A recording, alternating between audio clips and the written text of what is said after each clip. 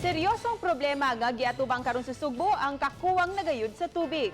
Ang Metro Cebu Water District miangko na mismo nga wa nay masuyop nga tinubdan sa tubig sa magatampahin sa ilang area of distribution gikan sa syudad sa Sugbo hangtod na ngadto sa Talisay City.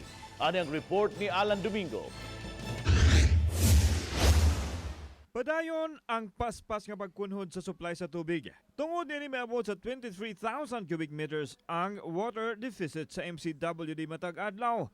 15,000 cubic meters ang mahatang at tubig sa Aklupan Dam matag adlaw og napanglantawan sa MCWD nga mas musaka pa ang kakuwangan sa supply sa tubig. Gawa sa surface water source, apektado usab ang groundwater. Ilabi na sa southern part sa dakbayan sa Sugbo o sa Talisay kay wa nay masuyop nga tubig ang MCWD. Nunod nini, mipalit og tubig ang MCWD sa 5 ka mga pribadong kumpanya aron makasapar sa water shortage.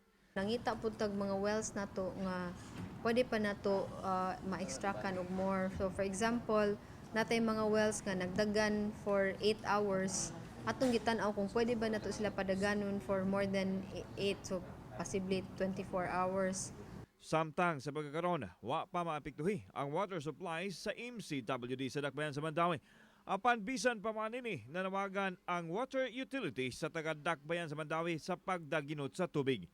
Apan, tungod sa pagpalit sa MCWD og tubig sa mga pribadong kumpanya, musaka usab ang monthly bill sa mga konsumidor tungod kay ipatong man sa binuan nga bayranan ang dugang nagasto sa MCWD sa pagpalit og tubig.